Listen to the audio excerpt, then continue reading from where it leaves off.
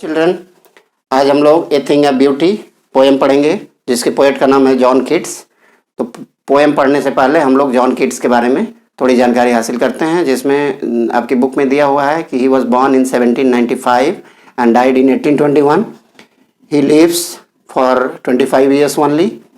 अगर वो जिंदा रहते तो हो सकता है कि वो शेक्सपियर से भी आगे निकल जाते। एक ब्रिटिश रोमांटिक पोएट हैं और इन्होंने सर्जरी मतलब डॉक्टरी पेशा था इनका, लेकिन फिर बाद में इन्होंने डिसाइड डॉक्टरी छोड़ करके ये सीधे जो है अपना डिवोट करने लगे अपनी लाइफ पोएट्री के प्रति। बहुत सारी पोएट्री इन्होंने लिखे।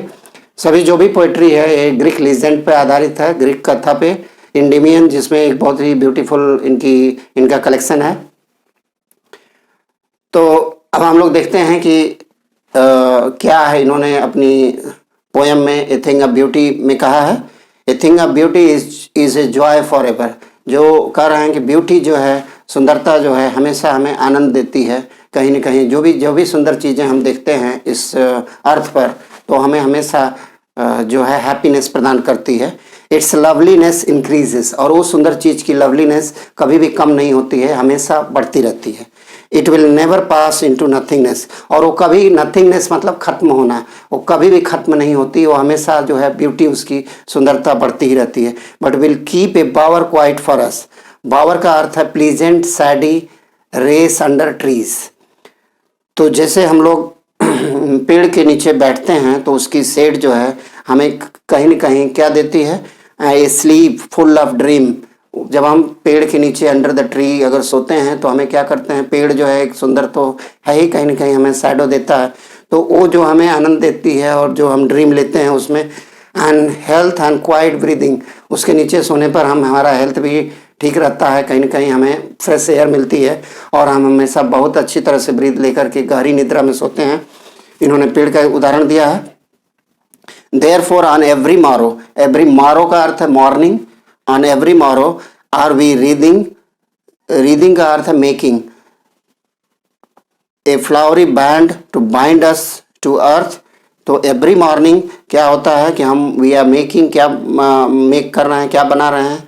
Reading means making a flowery band to bind us to the earth. एक फ्लावरी बैंड है, इस तरह का लगता है कि एक फ्लावरी बैंड है, जो जैसे फ्लावर आप देखते हैं और उसकी माला बनाते हैं, लगता है कि ये कहीं ना कहीं ये सुंदरता या जो फ्लावरी बैंड है हमें कहीं ना कहीं बांधे हुए है इस अर्थ से।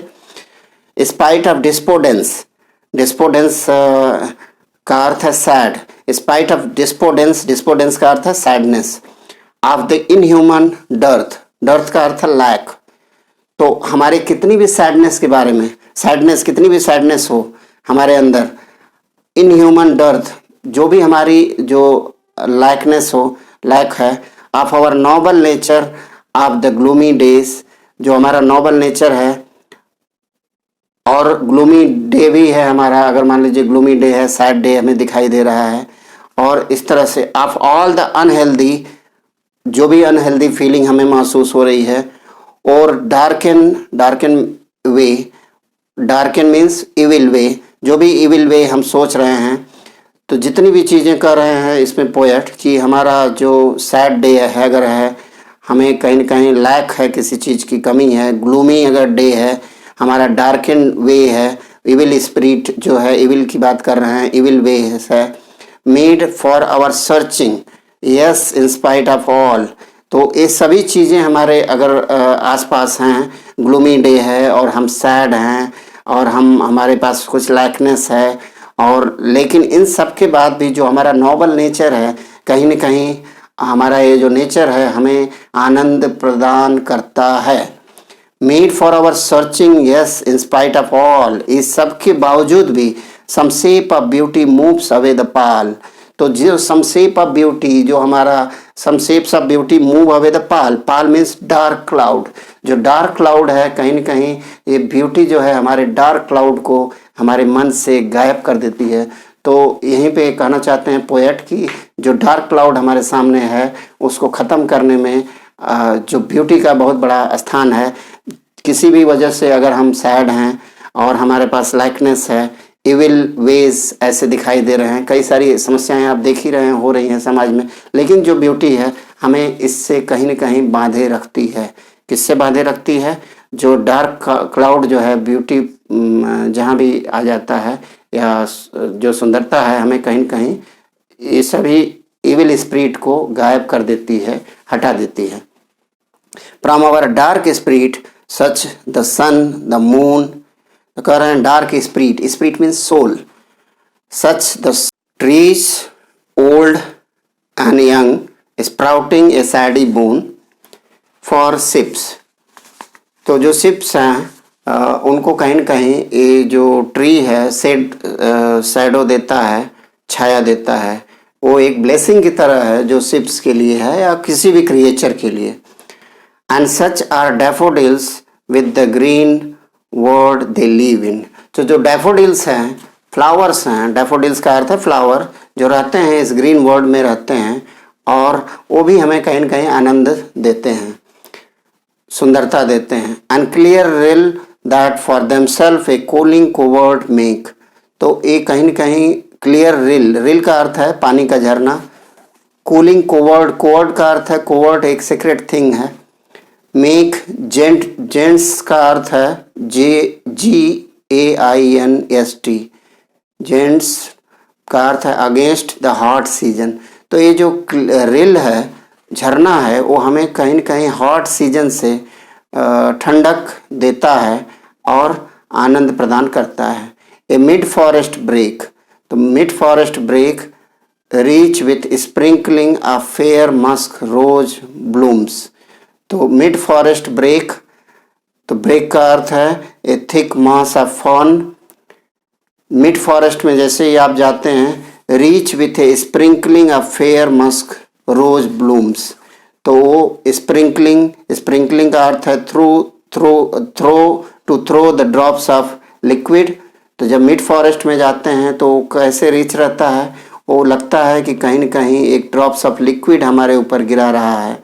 Fair musk rose blooms, blooms means flower, और कहीं न कहीं मिड फॉरेस्ट में लगता है कि वो फ्लावर की तरह खुशबू हमें मिल रही है। And such too is the grandeur of the dooms. So grandeurs का अर्थ है लार्ज इम्प्रेसिव, ग्रैंडर का अर्थ है large and impressive of the dooms. Dooms means destruction and wars story, destruction and war stories. तो जो हमें स्टोरीज सुनने को मिलती है किसकी, डिस्ट्रक्शन वार की, और हमारे पास्ट की टेल्स हमें सुनने को मिलती है, वो हमें कहीं न कहीं बहुत ही ग्रैंड और इम्प्रेसिव होती है, वो हमें कहीं न कहीं आनंद प्रदान करती है। We have imagine for the mighty dead, और हम वो इमेजिन करने लगते हैं कि कैसे वो राजा, कैसे वो जो सैनिक है मरा होगा, और वो इमेजिन करते हुए हम आत्मविभोर हो जाते हैं, खुश हो जाते हैं, हमें एक नई ऊर्जा मिल जाती है। All lovely tales that we have heard or read, जो भी लवली टेल्स हमने सुनी और पढ़ी। एन एंडलेस फाउंटेन, ओ उसे पोएट कह रहे हैं एंडलेस फाउंटेन, फाउंटेन मीन्स झरना, इसको यहाँ पे झरना कहा गया। इमोर्टल मतलब इटर्नल, वो कभी ख़त्म नहीं होने वाला ड्रिंक है, वो लगातार हमारे ऊपर जो है कहीं न कहीं झरने की तरह हमारे अंदर जो है चलता रहता है। Pouring on to us, pouring means किसी चीज़ को डालना, तो हमारे ऊपर आ रहा है, पोरिंग हमारे ऊपर पोर हो रहा है। फ्रॉम द हेवन ब्रिंग्स, तो लग रहा है कि वो हमारे हेवन से, स्वर्ग से हमारे ऊपर वो डाला जा रहा है, और जो कि हमारे अंदर एक नई ऊर्जा दे रहा है। और यहीं पे आपकी पोएम ख़त्म हो जाती है। Thank you.